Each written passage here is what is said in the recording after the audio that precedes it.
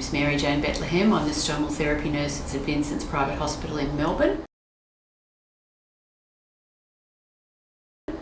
I've held that position for about 10 years now.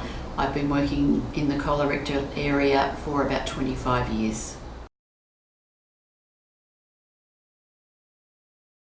Well, pre-operatively, there is that fear of what's ahead, and fear is usually driven by not understanding what's about to happen.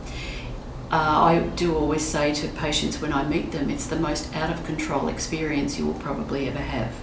You don't know us, you don't know what's going to happen, and you have to trust people that you don't know. So it's all about building rapport with the patient, and you have to do that very quickly. You have to be able to sum people up very quickly. What you would do for one person, you wouldn't necessarily do for another. Some patients want to know everything in detail. Some patients just cut to the chase and give me the text message version.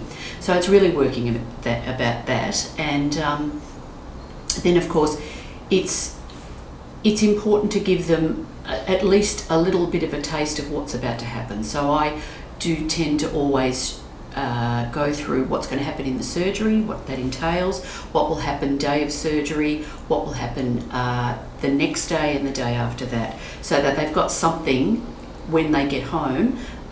They can think to themselves, okay, this is what she said is going to happen.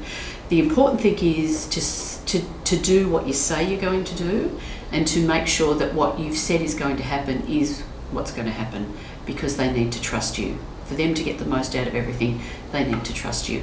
And I send them home with samples, pouching samples, literature, etc. Yes, they do.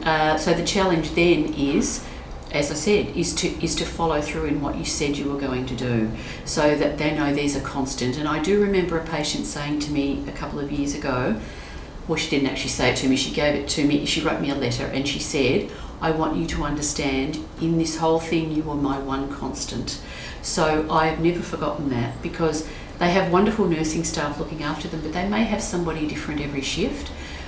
When I come into the room, I always feel a bit guilty, because the stomal therapy nurse often gets all the kudos, because they think when you come in you're going to save the day, and we do our best. We don't always, but we do our best.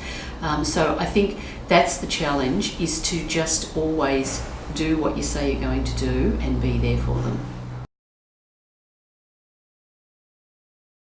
So in my practice, I see them a week after discharge, and then I see them 2 weeks after that, because I find if I do that, I can usually head off any problems before they arise. I also ring them at least once a couple of days after they go home, and then the patients know they can ring me at any time. I'm lucky in that I can see all my outpatients as many times as I want for as long as I want, but usually if I see them fairly frequently early on, I think that really helps, and then they know that they've got that backup if they need it, and then ongoing as they need to be seen. So I always liken it to learning to drive a car. You don't actually learn to drive the car till you've got your license and you're in the car on your own. So when they go home and they've got to do that first bag change, I always say to them, we'll change the bag the day you go home, and then 2 days later I want you to do it again, and then I'm going to ring you, or you ring me after you've done it. So that way, they know if it didn't go so well, we can talk about it over the phone. So it's understanding that what I've taught them in hospital, they won't necessarily retain all that, they won't necessarily remember it, but if they just are organised and keep calm, I get them to set all their things out on the table, take a photograph of it on their phone, so that when they go home they can have a look at it and remind themselves about what they're supposed to do. So the challenges are ongoing, and for various different reasons. Their output may change, their body contours may change, they may be having chemotherapy. It's an evolving situation, so we just try and keep on top of that.